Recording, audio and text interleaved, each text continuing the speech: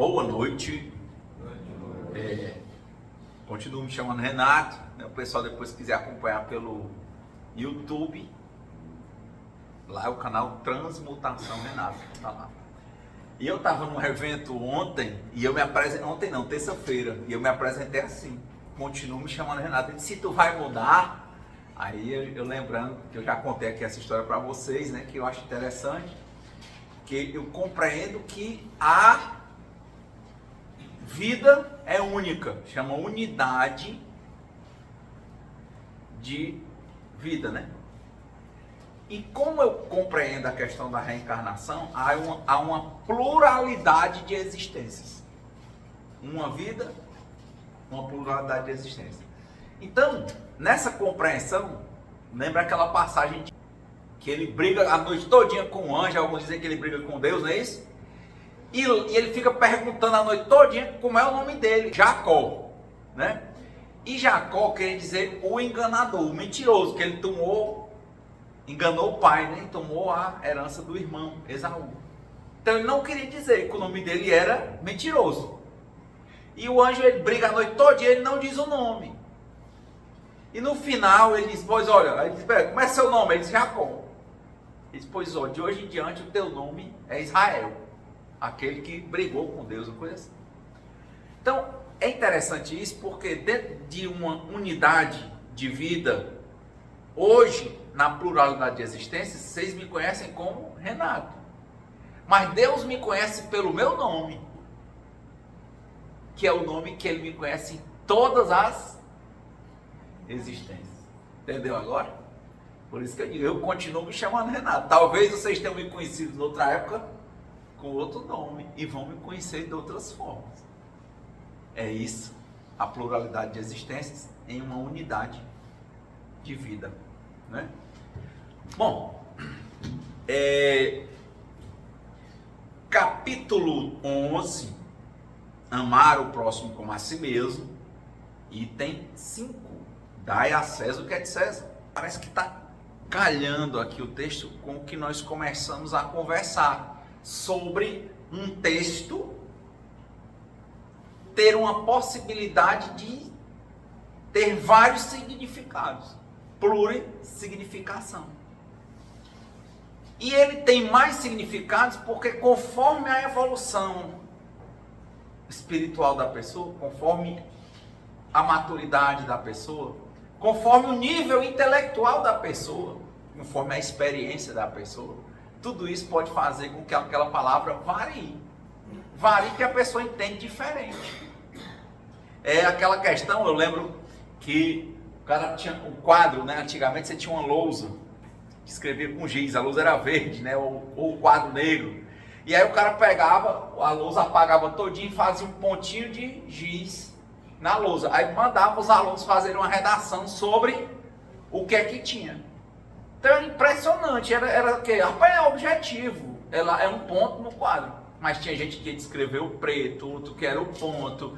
Então assim, variava muito a interpretação. Então a questão aqui é o nível de desenvolvimento espiritual que nós estamos galgando. Essa é a questão, que vai fazer com que a gente entenda diferente. É tão interessante que já tem mais de 10 anos, acho que tem bem 20, que eu converso sobre o Evangelho e eu acho que eu nunca falei o mesmo Evangelho. Até para o mesmo tema muda. Porque vai mudando a nossa forma de ver as coisas. Mudam-se, dizia o Camões, mudam-se os tempos, mudam-se as vontades, muda-se o amor, muda a confiança. Tudo no mundo, enfim, é feito de mudança. Muda mesmo. O modo de ver é diferente. Então, esse é o primeiro ponto. Ele começa aqui com dar a César o que é de César, dai a Deus o que é de Deus. E hoje eu estava pensando num tema de relacionamento, já que nós só temos a possibilidade de nos conhecer em relação. A gente começa a se isolar, é muito da doença emocional, é o neurótico, tem o psicótico, tem o neurótico. Você está virando um psicótico, se isolando. Porque o neurótico, acho que a maioria das pessoas quer dizer, tem problema com emoções. Então, dentro dessa situação aí, eu tenho visto muitas palestras, muitos livros, né, há alguns anos, falando, por exemplo, aquele livro, As 5 Linguagens do Amor, do Gary Chapman. Várias terapias de casais, tem vários, até uns pastores engraçados que falam sobre como tratar o casal. E ali é interessante como a maioria das histórias que eu costumo ver, eles trazem uma linearidade de pensamento. Como se todos os relacionamentos seguissem por um determinado caminho, eles fossem dar certo.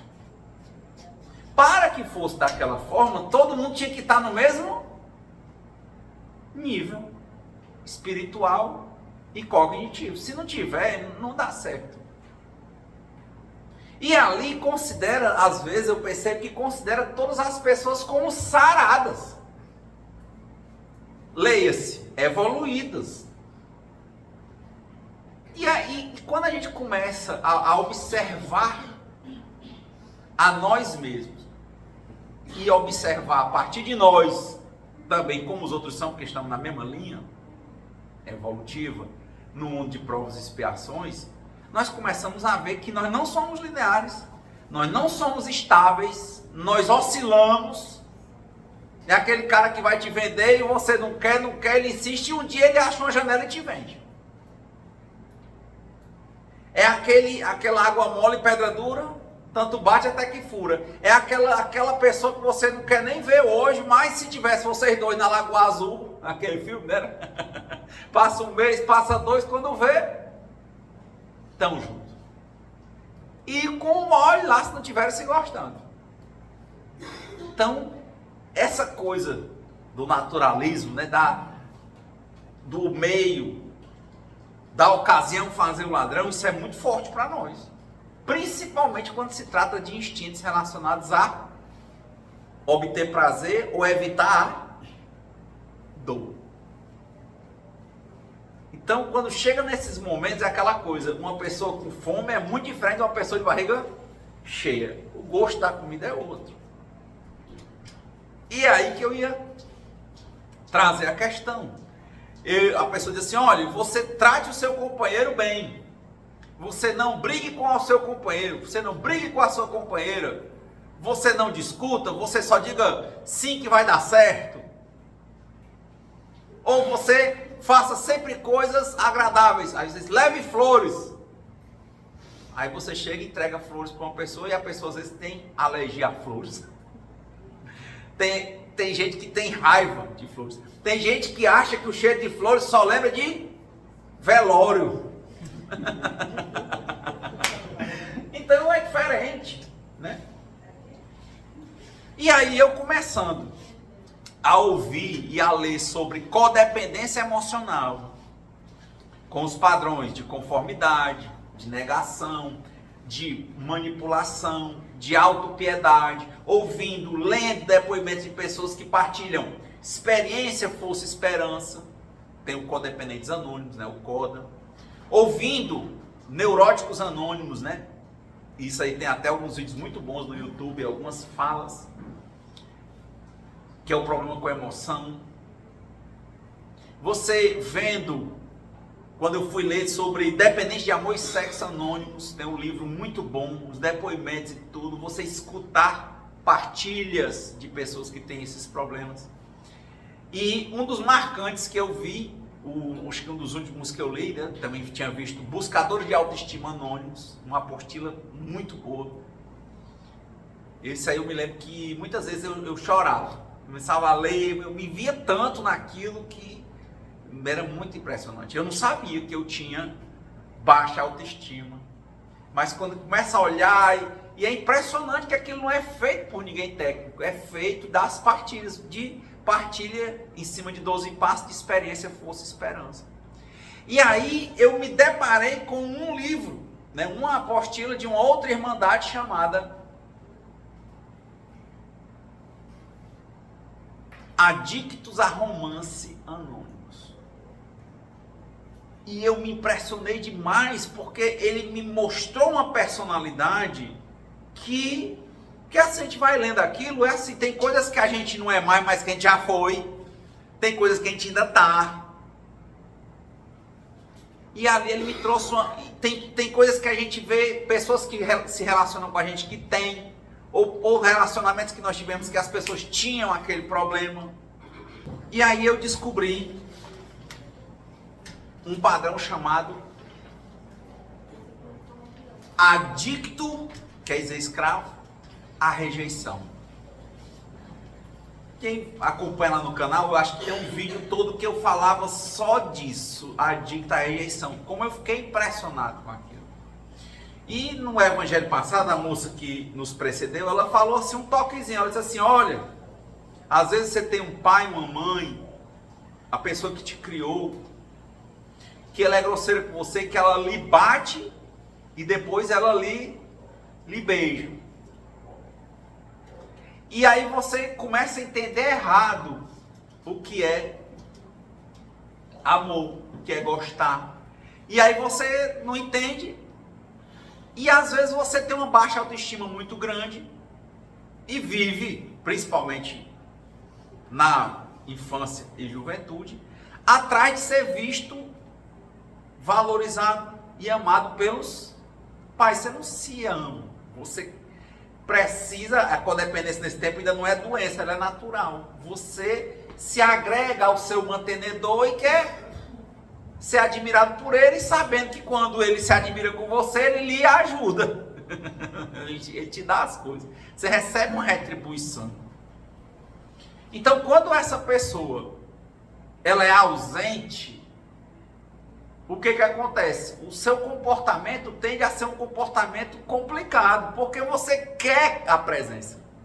E você não sabe como fazer, e você percebe que em situações graves, como quando você está doente, se a tua mãe não tem que ficar com você, ela é obrigada naquela hora a ficar. Quem vai ficar olhando a febre? Ou em situações em que você bota um boneco na escola ou tudo, a pessoa vem para brigar. E ali é uma forma de você chamar a atenção. Você apanha, você leva carão. E ali às vezes advém um comportamento de uma carência tão grande que você tinha de atenção daquela mãe, daquele pai, que às vezes estavam com um problema chamado narcisismo. Eles só sabem olhar para eles. E você ali precisando deles, eles querem lhe dar só pão e água e você não queria. Ou então, como quem pega cachorro, pega pet e joga assim, tá aí, ó, deixa dentro de casa, aí joga um bocado de ração num saco, ali é o canto de você fazer cocô, ali é o canto de fazer xixi, você se vire. Só que você tem aquela carência de atenção. E aí você não tem. E aí quando você chega em casa, que o bicho rasgou tudo, rasgou o sofá e tudo, é você, botou um boneco na escola, tudo, aí você vai esculhambar o bicho, e vai esculhambar o filho. E às vezes vai bater. Vai ser cruel com as palavras. E ali você começa a confundir, porque é o único momento em que você tem o que você queria. Atenção.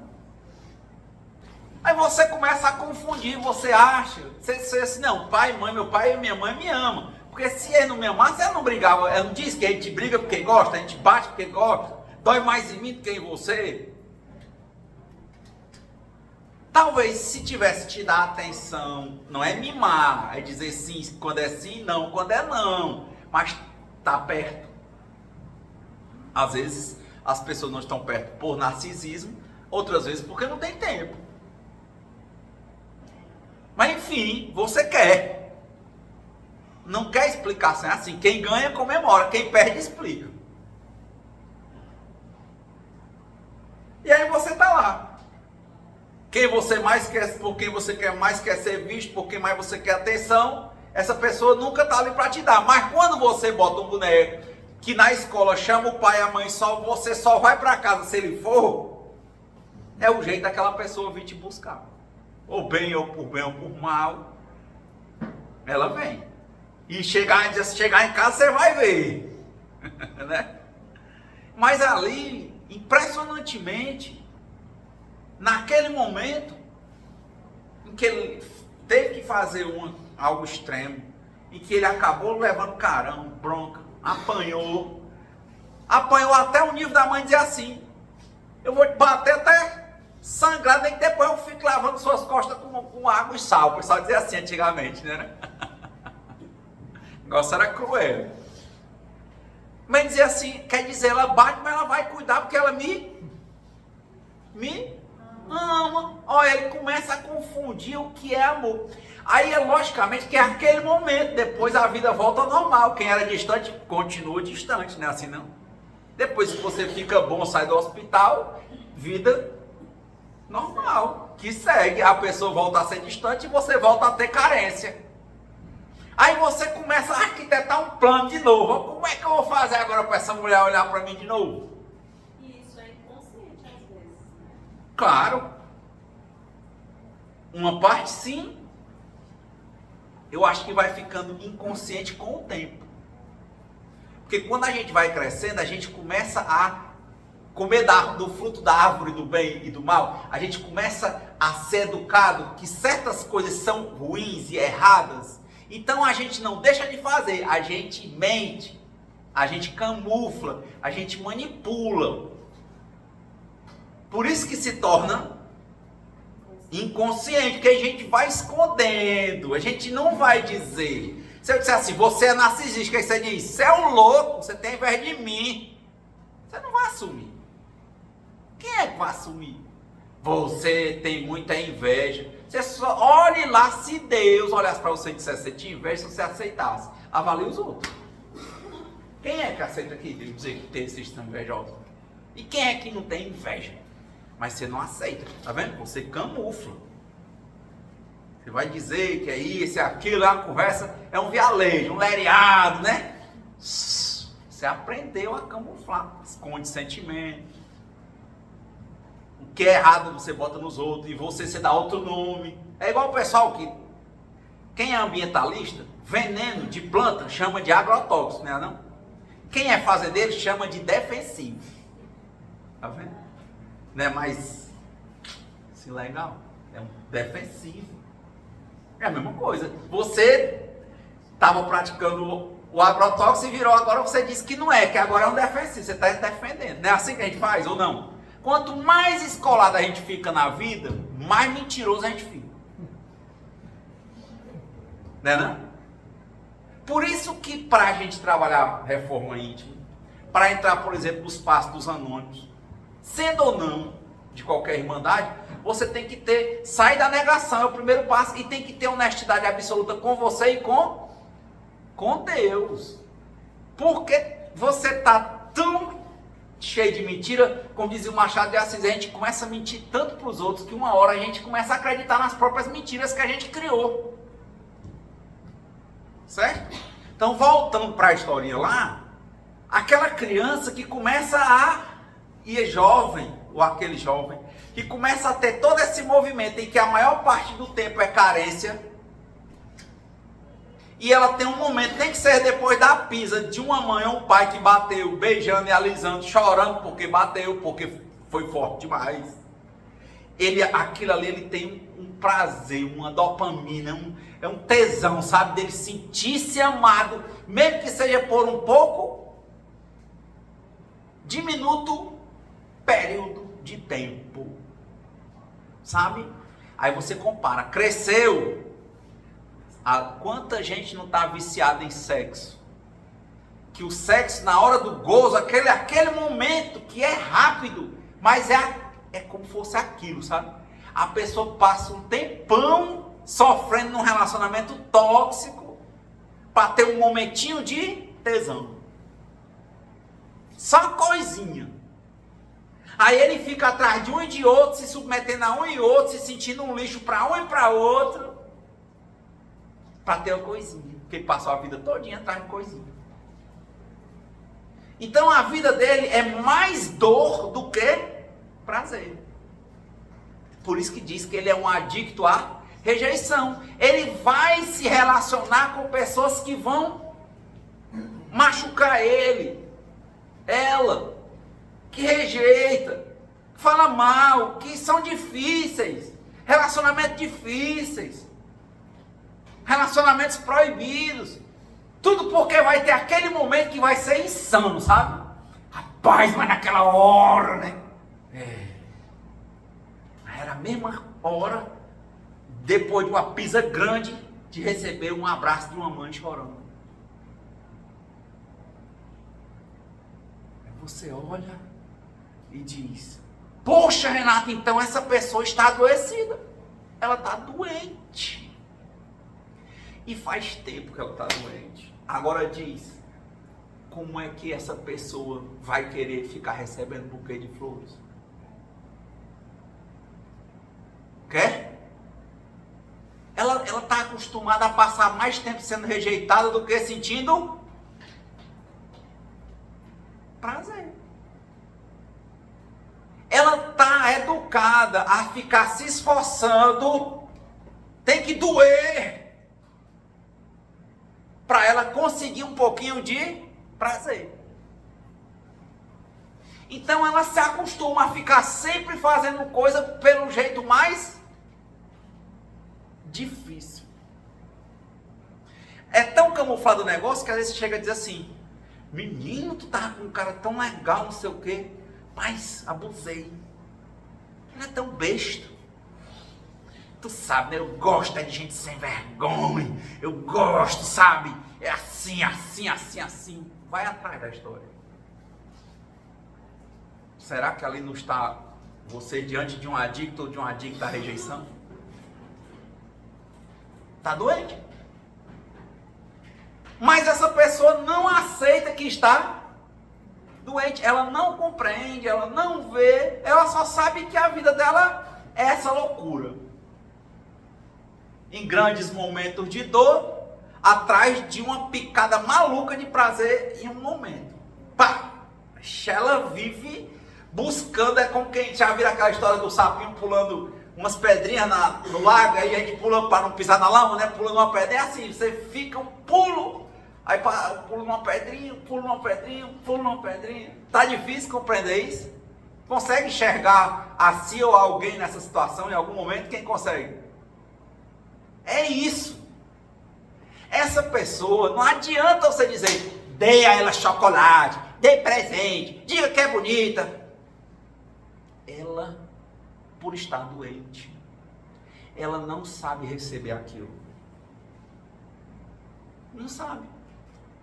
Renato, mas o evangelho não é dar a César o que é de César? E não é isso que eu estou dizendo, não. É que adianta eu dizer que eu vou te dar uma coisa, se você, para você, o que eu estou te dando não significa nada.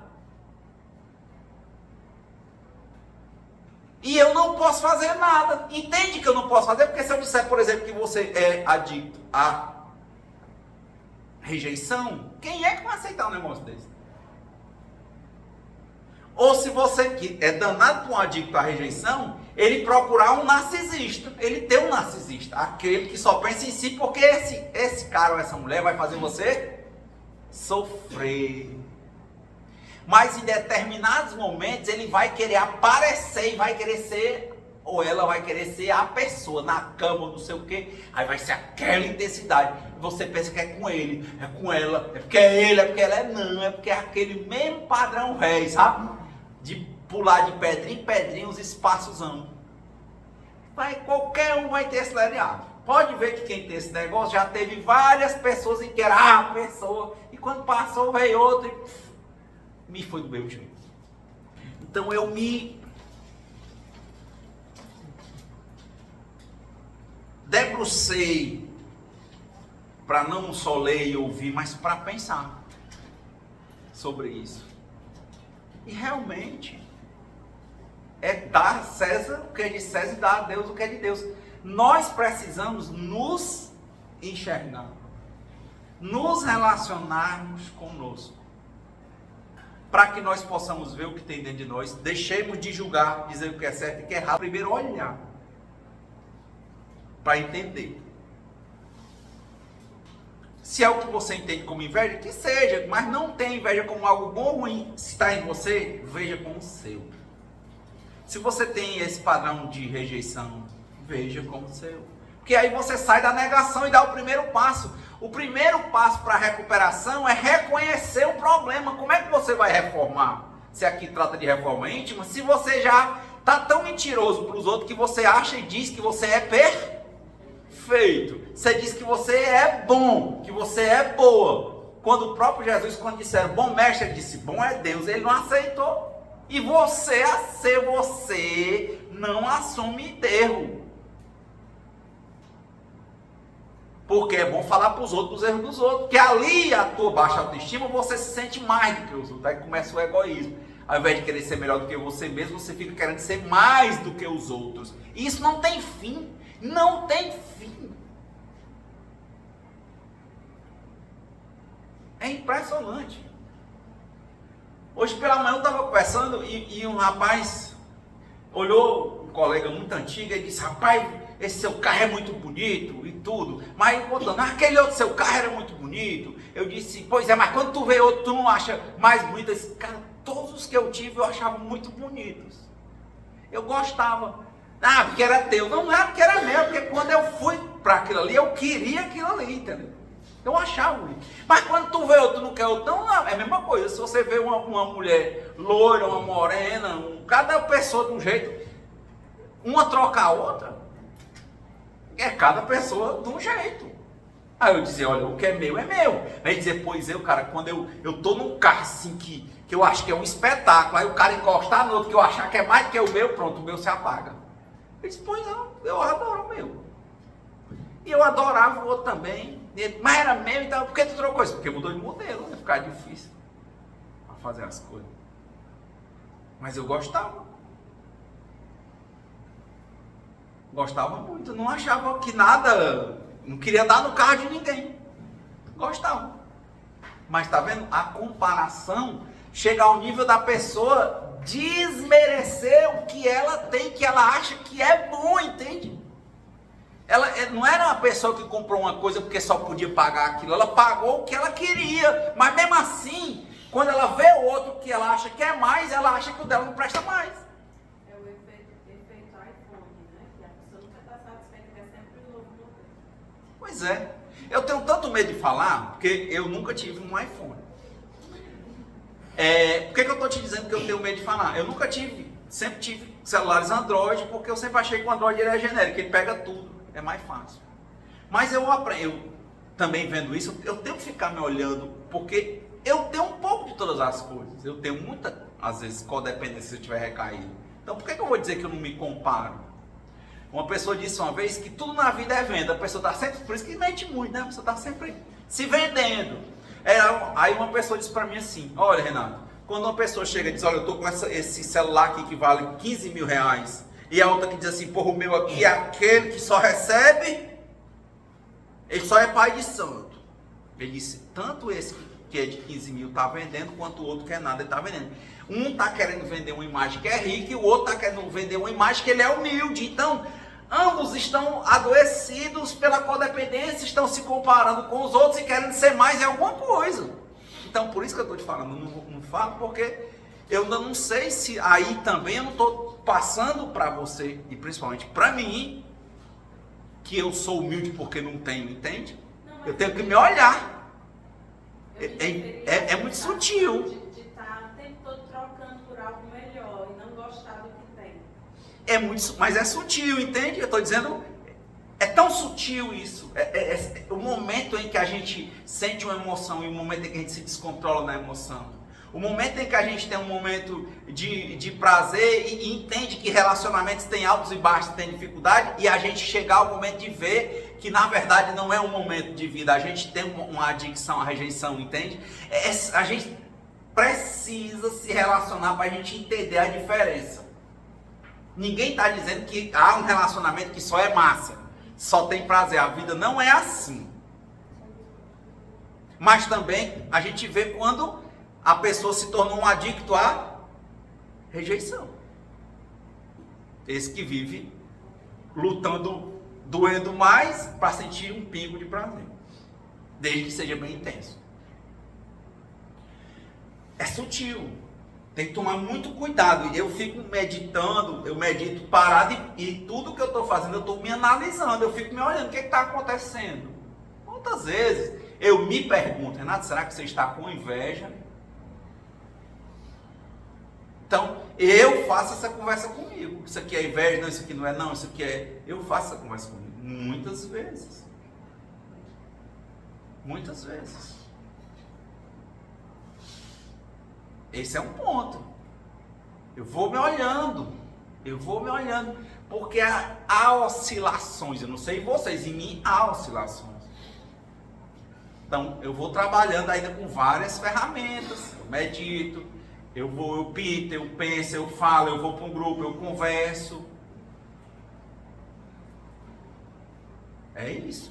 Viver é isso, estar aprendendo, é estar no processo, é procurando ajuda, é procurando auxílio. Tem pessoas que eu consigo sorrir, dizer bom dia, dar um abraço. E tem pessoas muito próximas a mim, que eu estou conseguindo isso aos poucos agora, dar um abraço, dizer que amo, dizer alguma coisa. E eu tenho muita dificuldade em muitas coisas. Então não dá para dizer assim, eu sou assim. Como eu dizia isso antigamente? Por isso que eu acho que antigamente eu era mais sabido. Porque você não se observava. Mas não é assim que a gente falava, mulher, eu sou assim. Então eu falava assim, mulher, eu sou desse jeito. Menino, eu sou assim. Eu digo, pois ó, o que eu posso dizer para vocês é assim, eu estou em constante recuperação a cada 24 horas. Eu estou numa vida em que eu compreendo que é uma vida que nós estamos aqui para aprender, que a vida oscila, que Deus é o Deus que destrói sonhos, no sentido de que o projeto não é o meu, é o dele. Eu faço os meus roteiros nos meus projetos executáveis e vou executando, e Deus que deu o norte final, eu vou no rumo, mas o final quem tem que dizer é Ele.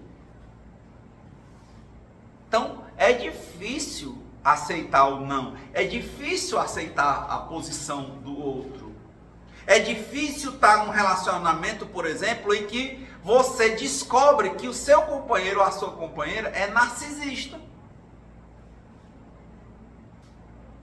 Que o narcisista, ele tem uma baixa, geralmente teve um problema na infância, falta de amor, a baixa autoestima subiu mais. E aquela pessoa precisa toda hora estar sendo elogiada, porque ela toda hora quer ser mais, ela disputa com você, ela disputa com o filho, com a filha, ela disputa com tudo.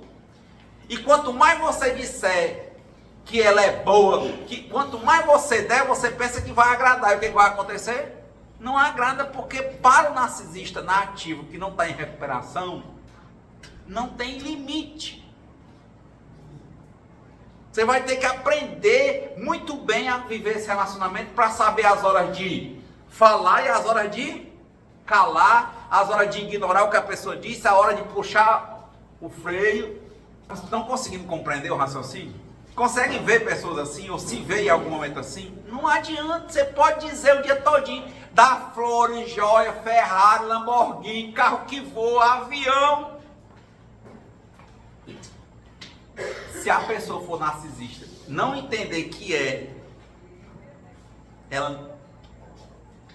ela sempre vai ficar lhe torturando, dizendo que você é que tem culpa, nem que ela traga uma culpa que é do tempo da besta fera que Deus matou, do tempo de Adão e Eva, nunca ela vai tirar aquilo do repertório, porque tem que você se sentir culpado, porque ela tem que ser mais do que alguém. E você diz assim, pô, Renato, então larga essa pessoa, joga os pés, cara.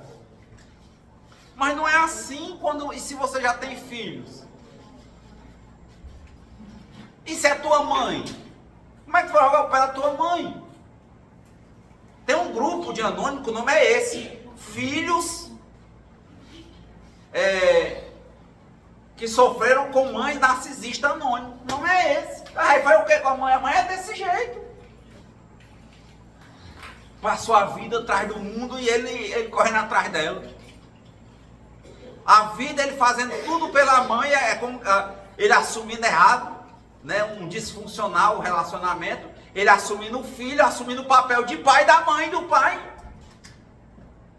Pensando que isso ia fazer eles amarem mais, só que eles têm um problema também chamado narcisismo. Não foi nada eles iam usar, explorar, até deixar eles só o bago da laranja mastigado e moído, porque ele não sabia lidar com aquilo. Porque todo mundo dizia que se só se tratasse bem e dissesse ok, a pessoa ia te amar. Mas se aquela outra pessoa é adoecida, esse ok não dá certo. Dá a César o que é de César. Você tem que ir. E agora, o que é que eu faço? Rapaz, a saída começa a estudar sobre narcisismo. Procura grupo. Procura ver como é que se relaciona com pai narcisista, com mãe narcisista, com filho, com mulher, com marido. E vai, começa a tentar. Se você está nessa perspectiva de que não é assim de jogar os pés, já está dentro. E vai até quando der certo. De modo que você não se destrua, que você se reconstrua e que você lide com aquela pessoa, sabendo que também, com certeza, você não está curado. Você também tem os seus quiprocós, né? Os seus problemas. Porque sempre toma lá da cá. Quando você está num canto em que todo mundo é ruim, para você sem ter, ninguém presta, parabéns, é porque você passou no concurso e tirou o primeiro lugar. Você é bom naquilo ali. Na vida é assim, ó, os opostos se afastam e os afins se atraem. Você está lá porque você tem. Aí a história de Deus, você tem algum problema. Veja o seu problema, se cuide. E quando você vê o problema do outro, viva e deixa o outro viver. Agora aprenda a viver com ele. Como é que vive com o outro com esse problema? Não dá para querer mudar o outro. Não dá. Dá para não morrer andando com o outro. Dá para não ficar adoecido andando com o outro. Dá para estabelecer limites no relacionamento. Dá para ter um relacionamento saudável. Porque muitas vezes a pessoa, você tem que me escutar. Eu taco o telefone. E pronto. Eu vou escutar. Escuto não. Mas, certeza, mas sai gritar comigo, e eu ligo.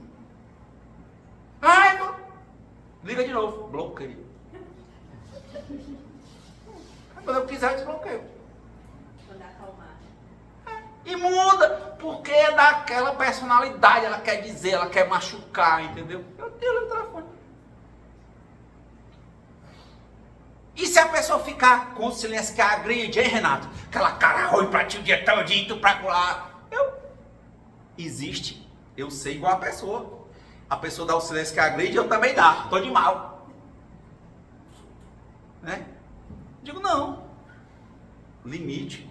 Eu tô até aprendendo, eu vou lendo, vou estudando, porque eu tenho convivência com muitas pessoas narcisistas que eu vejo. E se eu tenho, pode ser que eu tenha também, hein? Eu vou tentando olhar em mim, mas eu tenho que não, tá vendo o que é relacionamento? Não é só olhar em mim. O que eu faço com o meu caso, o que eu faço com o meu relacionamento e como é que eu não deixo que aquilo me destrua. Então, muitas vezes é ligar o mute, a pessoa... Tinha uma colega que ela era surda, né? Só que com o aparelho ela escutava um pouquinho. Aí ela disse que na casa dela era a coisa mais interessante do mundo. Ia pro Natal e tudo, as irmãs tudo conversando, aí com pedaços começava a desfazer dela. Aí ela pegava, aí começava aquela briga, ia sair puxando os cabelos de Natal. Aí ela disse que ouvindo essas partidas e tudo, ela aprendeu. Ela usava um aparelhozinho, começava no amor. Quando ela via que a irmã dela provocava, estava naquele tom de começar a dizer as coisas, ela vinha assim, ajeitando o cabelo, aí desligava o aparelho. Aí ficava, deixa eu ver. Ela não estava ouvindo nada. E a irmã dela, ela... Ela balançava a cabeça, confirmando, entendeu? Mas nunca mais brigou. Aí quando a irmã dela passava para lá, para lá, dizia, aí perguntava alguma coisa, e a segunda vez, aí ela, pois é, né, mulher? Pois é. Aquela pessoa não está querendo ser ouvida, ela quer só te machucar. Ela quer ter ódio. Eu li outra apostila, Raivosos Anônimos. Eu adoro essas coisas de anônimos, porque eu acho tanta coisa. Por isso que eu te digo, vai, procura, bate a porta, se abre, procura e você acha. No dia que eu comecei a entender que eu não tinha que fugir, eu procurei ajuda, eu procuro ler. Eu fui ler, você vai ler espiritismo, vai ler budismo, vai ler taoísmo, vai ler não sei o que, vai meditar. Eu não quero nem saber, minha mãe sempre disse que desde pequeno eu sou bom de tomar remédio. Ela diz assim, tem que tomar, vai ficar bom, bufo, toma. Então pronto, não quero saber como é lícito, é bom, vamos tomar. Pô. Então só que quando eu comecei a ver cada coisa, o problema não é eu achar esses textos, nem as irmandades, o problema é eu ler e chorar e dizer assim, como é que pode, eu sou assim também. É difícil, gente, eu olho e tenho também, e me identifico, E aí você diz, meu Deus, esse é o podre, né? Eu disse, pois é, mas é diferente a pessoa em ativa e a pessoa em recuperação. Hoje eu me sinto em recuperação. E eu acho que quando eu dizia que eu não tinha nada, eu estava na ativa. Que é o caso que eu disse, quando a pessoa faz um silêncio que agride, quando eu não estava no meu tratamento, isso tudo também eu falo, eu nunca frequentei psiquiatra, psicólogo, nada. Eu vou olhando e vou tentando praticar e fazer essas coisas. Aí antigamente eu também fazia o silêncio que agride. Eu estava com raiva, eu ficava sem falar com a pessoa. Para ver se a pessoa se arrastava para falar comigo, entendeu? Isso é um silêncio que agride. Hoje não, eu procuro estar aberto ao relacionamento. Se a outra pessoa está querendo praticar o silêncio que agride, eu vejo que não vai ter consenso que aquela pessoa quer só machucar, eu fico calado. Mas eu não estou praticando silêncio que agride. Se a pessoa vier falar comigo, eu falo. E não vou passar na cara, porque eu sei que aquilo ali é daquela doença. Não se controla. Estou conseguindo acompanhar o raciocínio. E não quer dizer que está vendo uma oscilação. Outro dia eu estava com a minha paciência zero. Quando eu estava bem, eu digo, olha, eu sei, a vida é assim, olha, eu pago cabeça, olha, é assim, tem consenso e tem dissenso. No dissenso a gente vai convivendo e fica calado, tá tudo bem, não é assim? Mas chega aquele dia que a pessoa, todo mundo resolve espetar e tem um dia que você espiritualmente não está bem e recai. Aí outro dia eu estava que eu me zangava, comecei a falar alto e tudo, e a pessoa, cala a boca, manda calar a boca. E a pessoa, cala a boca, e pronto. Depois eu fiquei olhando assim, olha aí que descontrole, rapaz, mandar a pessoa calar a boca. Eu falei tão incisivo que a pessoa se calou mesmo. Mas eu disse assim, está errado, Renan. Você não pode fazer isso. Ó, tá vendo? Porque do jeito que você dá, você vai... Está errado, você não pode fazer isso. Pelejar, mas quando eu vi o menino falar que eu me brigar comigo também, eu digo, rapaz, isso é doença emocional. Se chama recaída emocional. Aí, deu uma sorte. Eu tinha uma reunião, eu olhei na internet, reunião do Neuróticos Anônimos, problema com emoção. Eu fui para a reunião. Eu cheguei lá e comecei a partilhar. Eu vi o pessoal, aí eu dizia, bicho, eu tô numa fase que eu voltei à minha valentia antigamente, que eu era raivoso. Eu até disse uma vez que eu com raiva, porque eu acordei atrasado, eu dei um chute na parede. Como é isso? Só que graças a Deus, tem uns 20 anos que eu não chuto a parede, né? Mas eu fazia dessas.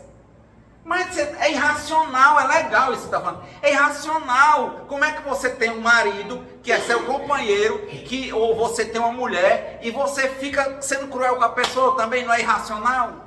Mas a gente não faz. Como é que existe a pessoa que se tornou escrava de rejeição e a gente não faz? Não importa ser racional, nós somos mais irracionais do que racionais. Escreva isso. É fato. Então, mesmo na nossa irracionalidade, vamos entender que ela existe, como é que a gente vai lidar com ela. Aí pronto, eu falei, conversei, disse, olha, eu tô assim, ó, tudo deu certo, viu? Todo mundo que eu gritei me obedeceu. Se fosse antigamente, o que eu achava? Eu só me lembrava do Star Wars. Rapaz, eu adorava o Darth Vader. Eu dizia, tá vendo? Ele foi pelo lado negro da força e cresceu, foi logo. Entendeu? Aí quem pega logo, a pessoa tem, ele mata, ele bate, né? Assim o Darth Vader, né? O Jedi, não, meditar, não sei o quê. Para ser um padawan, um cavaleiro Jedi. O Vader logo é aqui. Eu faço amizade logo com o imperador e pego, mato logo todo mundo e resolvo logo. Eu achava que era isso, eu achava que o mal, eu sendo grosseiro, eu sendo valente, eu usando a minha força, a minha posição, eu ia mais rápido, entendeu? E eu dizia, deu certo que todo mundo me obedeceu, só que aquilo vai aumentando. Hoje eu disse, quando eu falei que a pessoa me obedeceu, mas eu disse, cala a boca, e a pessoa se calou e foi fazer o que eu fiz. Eu disse, cala a boca, você está errado, ainda está teimando, e tal, cala a boca, pronto. Aí a pessoa foi fazer, calado, viu o negócio. Mas eu parei, olhei para mim e disse, Renato, isso está errado. Sabe aquela história do Pluto que tinha assim um cãozinho, um anjinho de um lado e do outro? Mas deu certo, ela fez, ele fez, olha. Eu dizia, Renato, isso está errado. E te digo uma coisa, vai aumentar. Se você deixar, você vai voltar a chutar a parede. Eu fui para a reunião, comecei a falar, é isso mesmo, tá errado. Só de dizer, é impressionante, né? O remédio entra pelo ouvido, ouvindo os outros, e a doença sai pela boca. Pronto. Depois, da outra semana, eu tive mais problema do que a anterior. Não gritei com ninguém. Eu olhava e disse, não é isso mesmo. Tá vendo? Eu estava me vendo. Isso não adianta ter pressa, porque vai ter preço. Faça certo, que dá certo. Faça errado, que dá errado. Então, é esse tipo de dar a César o que é de César e dar a Deus o que é de Deus. Há uma necessidade muito grande de nós nos relacionarmos conosco. Há uma necessidade muito grande de nós nos autoconhecermos. Para que nós possamos ver o valor que nós temos, que somos filhos amados de Deus. Deus criou a cada um de nós como seres únicos. Mas nós estamos cheios de doenças emocionais, espirituais, como você quiser chamar. E a única forma que tem da gente melhorar é a gente enxergar, compreender e saber viver com isso. Saber viver com isso. E sabendo viver com isso, dá certo. Dá a César o que é de César. A pessoa diz assim, rapaz, então, Renato, tu tá quebrando teu anonimato aqui. Tu tá dizendo então que tu é um neurótico? Mas eu sou em recuperação.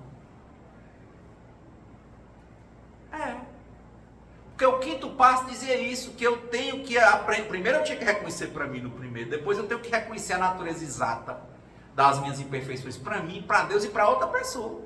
Eu sou assim mesmo.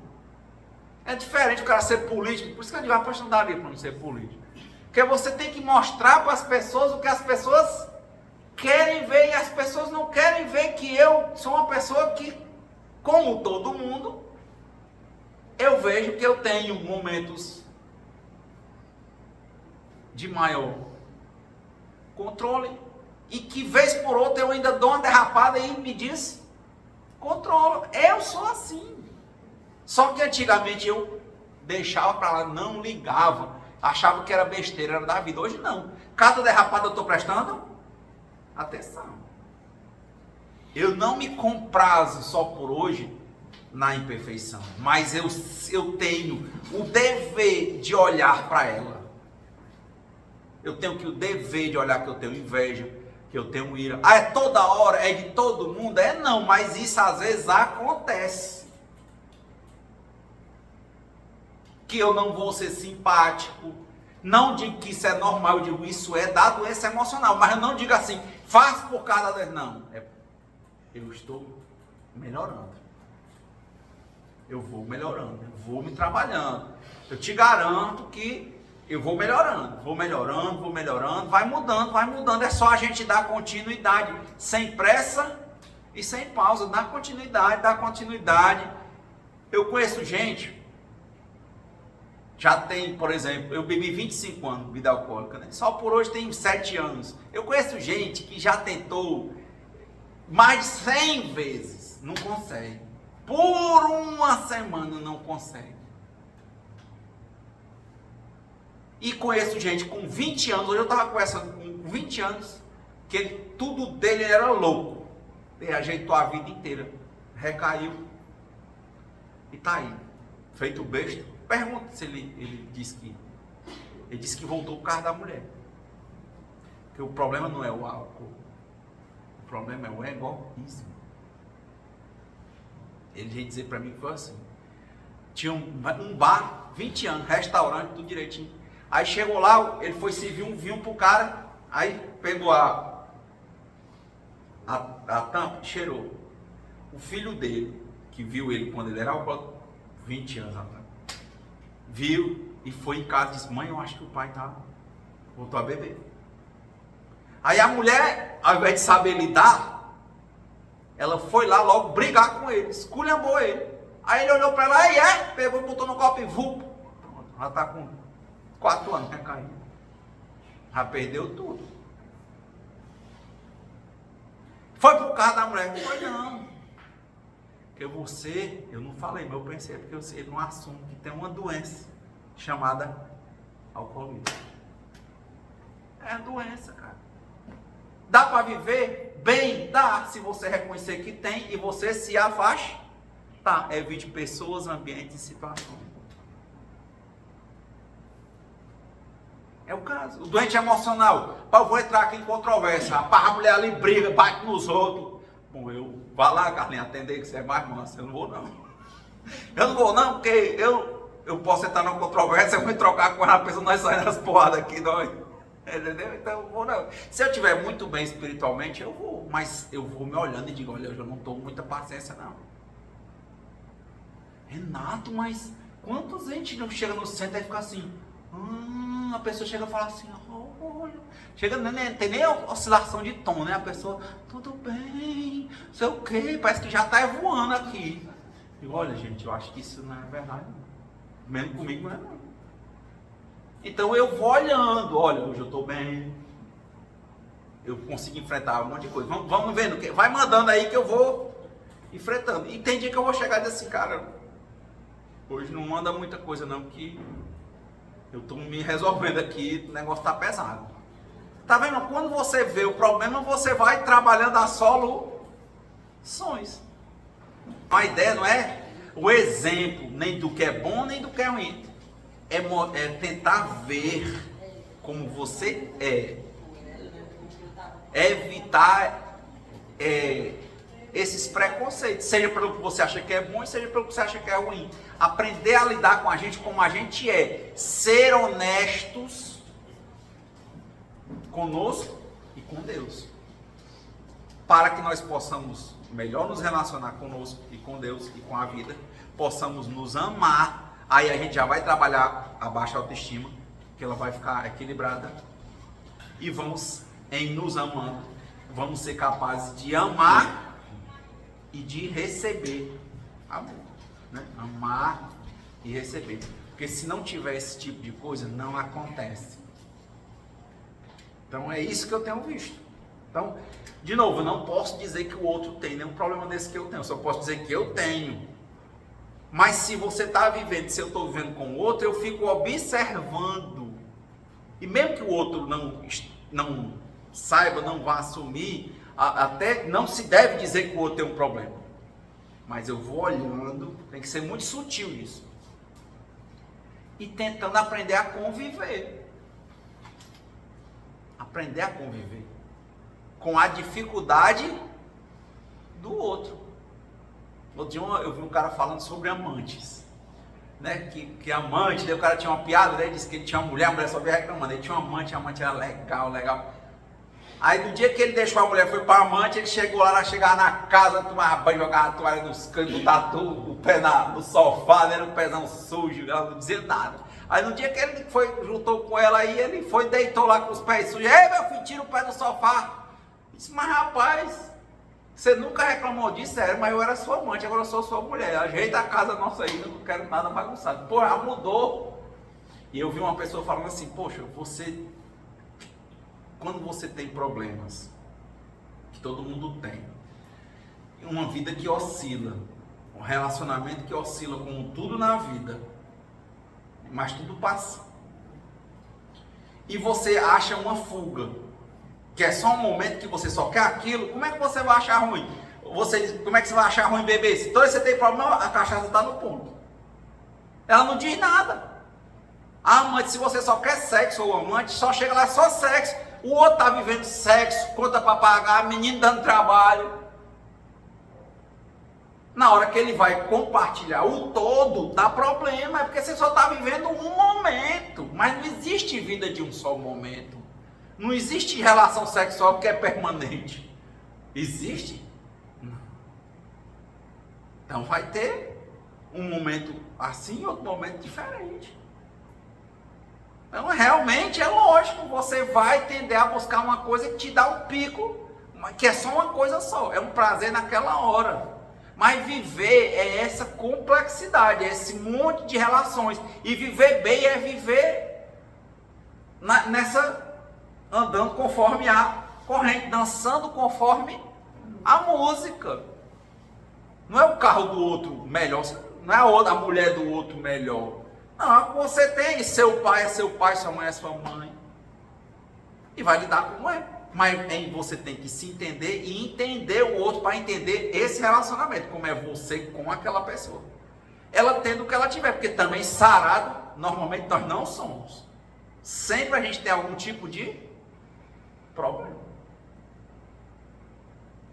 Eu conheço muita gente que reclama que o marido é alcoólatra. Isso eu escutava muito em comedores compulsivos anônimos, hein? Aí a pessoa depois via que o problema dela era comer. Quer dizer, a droga dele era o álcool, a minha droga era comida. E adoece, desmoraliza, tudo isso também. Só que um socialmente é aceito, o outro não. Então é aí o contexto, né? Quando me perguntaram isso lá na reunião, o rapaz chorou, falava, né, que a vida dele, ele queria uma vida alegre e tudo. O que eu falei, eu fiquei ouvindo aquilo e pensei assim, olha, eu não compreendo que exista uma vida sem dualidade. A vida feliz, para mim, é essa vida que eu compreendo que ela tem altos e baixos. E que é feliz porque Deus me criou para aprender a ser melhor do que eu mesmo. A cada dia sem querer ser melhor do que ninguém. Então, o que me importa não é se me deu prazer ou se eu senti dor. O que me importa é o que eu vou aprender com isso. A partir daí, o sentido da minha vida entrou em outro patamar. O que eu vou fazer com isso? E eu tenho que tomar decisões, entende? Tem horas, como eu falei, sempre eu falo isso para mim. Tem que dizer sim, tem que dizer não, como eu falei. Tem gente que você tem que calar. Tem horas que você não vai falar com certa pessoa. Tem horas que você vai ter que desligar o telefone. É melhor desligar do que você entrar na mesma sintonia e esculhambar o outro, entende? Eu digo logo, você já me conhece, eu desligo o telefone. Ah, pois eu não quero mais. Não posso fazer nada. Não sou mais, não sou menos. Eu estou vendo um limite que eu tenho. E eu não quero que a coisa cresça. Por isso que eu falei no Raivoso Anônimo, né? Quando eu li o livro, a apostila. Falava que um raivoso, ele fica fazendo tudo, ele fica olhando para a sua cara. Ele quer que você olhe, ele olha. E eu me lembro quando eu estava lendo isso, eu vinha no carro assim, um cara vinha no meu carro, no outro carro, e um cara de uma moto fez uma ultrapassagem lá que o cara da moto não gostou. O cara da moto, ele tinha que parar, levantar a viseira e olhar para o olho do outro, entendeu? Não é a pessoa que fala, fica abusando, para olhar, o que tá fazendo aí, né? É o raivoso. Ele quer arranjar uma pessoa para brigar com ele, entendeu? Então eu tenho aprendido isso. Quando a pessoa começa a falar comigo com raiva, eu não olho para a pessoa, eu olho para baixo. Olho para baixo. E a pessoa, olha para mim! Eu olho aí para baixo. Olha para mim, eu olho para baixo. Porque a pessoa quer que haja, ela quer ler que você está querendo, sabe, afrontar, ou que você está sendo irônico, sabe? Eu aprendi aquilo lá de é medo, viu? Raivoso, quando eu estou com raiva, eu quero que a pessoa me escute e me olhe. Por isso que hoje eu aprendi. Com certas pessoas, se começar a dizer as coisas comigo, eu desligo o telefone. Se me chamar, eu não vou. Se estiver no canto, eu saio. Aí vai ignorar, não, é só um tempo. Nada como um dia depois do outro e uma noite longa de sono pelo meio. Aquela hora não dá. Disse, olha, me desculpe. Mas eu também não vou dizer que eu taquei o telefone na cara, né? Eu digo, rapaz, caiu. Caiu. E por que eu liguei e não atendi? Eu bloqueei, né? Ele disse, não, mas porque tá fora de área lá, o canto lá não pegava. Renato, você tá falando que mente? Eu disse, mas rapaz, eu vou fazer o quê? Se a pessoa quer um argumento para brigar com ela, eu vou dizer que eu taquei o telefone na cara dela. Eu digo assim, a pessoa começa, eu disse, alô. Aí começa a ligar uma vez atrás da outra, aí eu bloqueio. Eu boto no modo avião. Eu vou dizer, te bloqueei. Não digo não. A pessoa chega, por quê? Eu disse, não, fiz não, é porque lá o canto era ruim de área. Renato, mas isso aí eu não quero. Para que eu vou entrar em contenda, entendeu? Eu tenho que evitar controvérsia. Não vai ser legal. Eu ainda não posso, não é o caso de eu chegar para essa pessoa, como eu disse, a pessoa, como é que eu vou mandar essa pessoa embora? Como é que você vai mandar sua mãe embora? Seu filho. Tem que aprender, é uma forma que eu estou aprendendo a lidar. Rapaz, mas um dia tu vai aprender uma melhor, mas se Deus quiser, mas por hoje, faça muito. Começar a coisa, presta não, telefone, ó, saiu do ar. Então, para encerrar, dado o tempo, né? Agradecer a Deus, né, por esse momento, agradecer a vocês, né, acaba sendo sempre essa partilha, né? Eu acho que ela é relevante, porque eu aprendo muito escutando os problemas dos outros, em um mundo em que eu tenho visto em que as pessoas não falam que tem problemas, entendeu? Porque a gente está muito escolado para esconder. Então é muito libertador quando a gente pode chegar e dizer que tem problema. Me lembro quando eu ajudava na mediúnica, passei muitos anos, sempre diziam que uma hora se você fizesse coisa errada, o espírito chegava e dizia a tua vida todinha. Aí uma vez, eu estava na mesa, o espírito, você sabe quem você é? Eu disse, não, eu não minto que eu sou não. Pode dizer. Não, eu tenho esse problema todinho, de novo, agora eu não me comprazo mais com isso aí não. Agora, era muito ruim, se eu dissesse para vocês que eu era curado, já estava iluminado, né? Tinha chegado ao Nirvana, né? Era um anjo. Aí você vê, estranho. Agora você, o Renato fez, o Renato é um ser humano igual a mim, tem defeito como eu, e ele fraqueja. Agora, uma coisa eu quero ter honestidade com Deus, é que eu quero manter a minha intenção em me aprimorar. Se você tiver a sua sinceridade em tentar ser melhor do que você mesmo, eu acho que para Deus é o que basta. Ele não está dizendo que você seja bom agora, seja anjo agora, seja santo agora. Ele quer que você faça o possível para você ser melhor. Faça. Mas faça com honestidade, com sinceridade. E quando você cair, é do jogo cair, mas levante. Por isso que é libertador vir e falar dos problemas que a gente tem, entendeu? A gente tem que aprender a falar mais dos problemas que a gente tem. Principalmente quando a gente tem algum espaço. Porque a gente sabe que não vai chegar para dizer isso no trabalho. Né? Você vai chegar para falar que a pessoa que você tem, que você percebeu que é narcisista, se você sabe que vai incomodar, você vai ter que ter um jeito de chegar. Você não vai ficar falando. Porque você vai querer machucar indiretamente. Olha, eu estou lidando com um narcisista. Tem que saber fazer. Mas é muito libertador. Eu acho que é muito saudável a gente começar a trabalhar dando passos mais firmes em como nós realmente somos, e não como a gente queria ser, ou como a gente acha que o pai, ou a mãe, ou o povo da rua queria que a gente fosse, né? Então, é assim, somos quem nós somos e podemos melhorar, e estamos nesse caminho.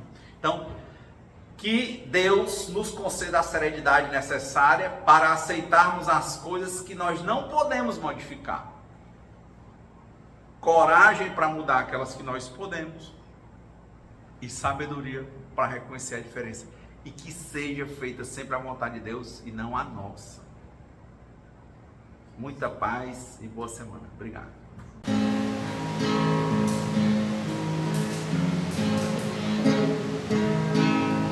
Quem espera que a vida seja feita de ilusão pode até ficar maluco ou morrer na solidão.